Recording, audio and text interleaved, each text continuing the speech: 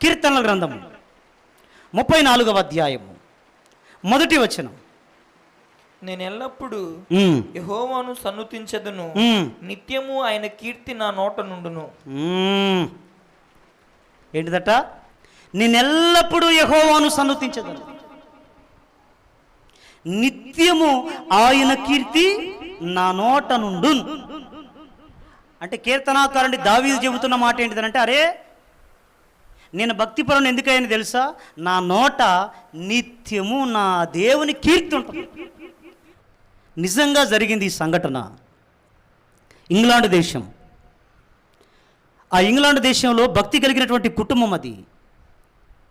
ఆ కుటుంబంలో నుండి పిల్లలు చాలామంది ఉన్నారు.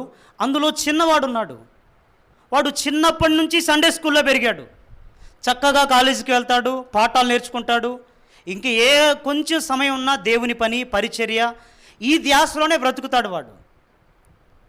అయితే కాలేజీ స్థాయికి వెళ్ళిన తర్వాత ఓ రోజు కాలేజీలో ఎగ్జామ్ రాస్తున్నప్పుడు కొంచెం దగ్గు వచ్చింది. దగ్గుతూ ఉన్నాడు, చేయటం పెట్టుకొని దగ్గాడు, పేపర్ రాస్తూనే ఉన్నాడు. తర్వాత చూస్తే ఈ చేతి నిండా బ్లడ్ తుంపర్లుగా అయి ఉంది. మళ్ళా కొంచెం సేపటి తర్వాత దగ్గు స్టార్ట్ అయితే ఆ ఎగ్జామ్ అక్కడ పెట్టేసి బయటికి వెళ్ళి కక్కి దగ్గి వస్తే బ్లడ్ పడింది. ఖర్చు పెట్టి శుభ్రంగా తుడుచుకొని మళ్ళీ వచ్చి ఎగ్జామ్ రాశాడు.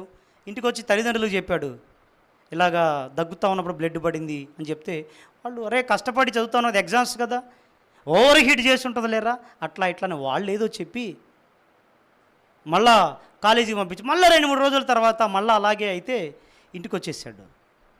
తల్లిదండ్రులు హాస్పిటల్ తీసుకెళ్తే వాళ్ళు చెక్ చేసి 1 వారానికి సరిపడా మందులు ఇచ్చారు. ఆ మందులు వేసుకున్నాడు, తగ్గిపోయిద్దిలే అని చెప్పారు, తగ్గలా. ఆ మందులు వేసుకున్నాడు. మరలా 1 వారం రోజుల తర్వాత మళ్ళా హాస్పిటల్కి వెళ్ళాల్సి వచ్చింది. మందులు అయిపోయిన తర్వాత వెళ్తే వాళ్ళు టెస్ట్ చేయాలన్నారు. 4 దాపిన తర్వాత టెస్ట్ చేశారు. చూసి బ్లడ్ రిపోర్ట్లు అని టెస్ట్ చేస్తే చివరికి తేలిన విషయం ఏంటిదనంటే, ఆ అబ్బాయికి నోటి క్యాన్సర్, ఆ నాలుకకి క్యాన్సర్ వచ్చింది. మందులు వాడుతున్నారు కానీ తగ్గలా. చివరికి డాక్టర్లు తేల్చిన పరిస్థితి ఏంటిదనంటే, ఎంతవరకు నీ నాలుకకు క్యాన్సర్ వచ్చిందో చెక్ చేసి అంతవరకు నాలుకను కట్ చేస్తాం. ఇంకా నీకు ప్రాణానికి ఎలాంటి ఇబ్బంది ఉండదు, నాలుక కట్ చేస్తాం.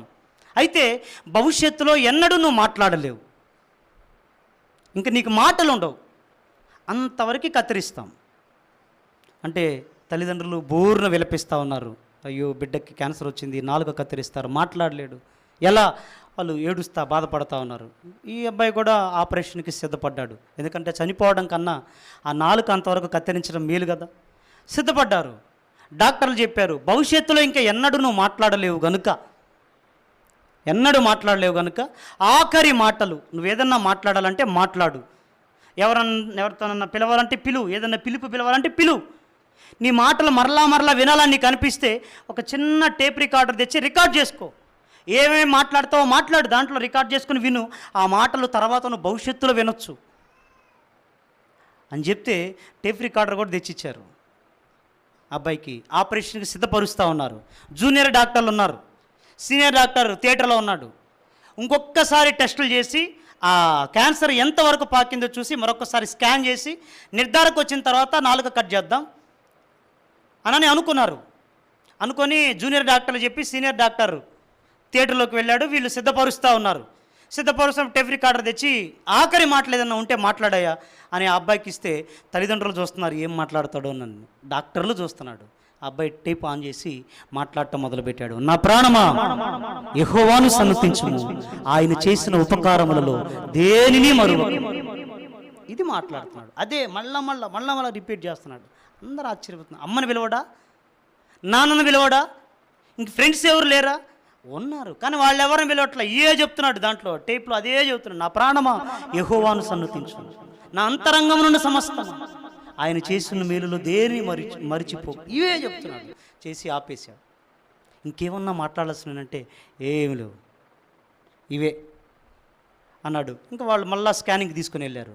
స్కానింగ్ తీసుకుని వెళ్ళి రిపోర్టులు తీసి బయటికి తెస్తే క్యాన్సర్ లేదు. దేవునికి స్తోత్రం కలుగును గాక. క్యాన్సర్ లేదు. జూనియర్ డాక్టర్లు ఆశ్చర్యపోయి పరిగెత్తారు సీనియర్ డాక్టర్ దగ్గరికి. ఆయన తీసుకెళ్ళి రిపోర్ట్లు చూపిస్తే పాత రిపోర్ట్ ఉంది ఆయన దగ్గర, కొత్త రిపోర్ట్ చూపిస్తే వేరియేషన్ ఉంది. మళ్ళీ ఒకసారి తీసుకెళ్ళండి రా స్కాన్కి. మళ్ళీ అది ఎన్నిసార్లు తీసుకెళ్ళినా ఆ నాలుకకు క్యాన్సర్ లేదు. ఎందుకు అనంటే అతను పౌర్ణమి నాడు మాత్రమే కొమ్ముదేవాడు కాదు, అమావాస్య నాడు కూడా కొమ్ముదే అనుభవం కలిగిన వాడు కనుక ఆ అమావాస్యనే నా దేవుడు వెలుగుగా చేశాడు. దేవునికి స్తోత్రం కలుగును గాక. ఇది నిత్యము నోట స్తుతి ఉండటం అంటే. అర్థమైందా? ఉద్యోగం వచ్చింది, దేవునికి స్తోత్రం ఎవరైనా చెప్తారు. రోగం తగ్గింది, స్తోత్రం ఎవరైనా చెప్తారు. అర్థమైందా? అప్పులు పోయాయి, ఎవరైనా స్తోత్రం చెప్తారు. పిల్లలు పుట్టారు, ఎవరైనా స్తోత్రం చెప్తారు. కానీ దేవుడు చెబుతున్న మాట ఏంటిదంటే అమావాస్య నాడు కూడా, పౌర్ణమి నాడు ఓకే, పండు వెన్నెలలో ఓకే, కానీ చిమ్మ చీకట్లో కూడా నీ పరిస్థితులు చిమ్మ చీకటిగా ఉన్నా అప్పుడు కూడా నీ కొమ్మెత్తి ఊదు, నీ నోట స్తుతి ఉండని, అప్పుడు ఆ చీకటి వెలుగైద్ది.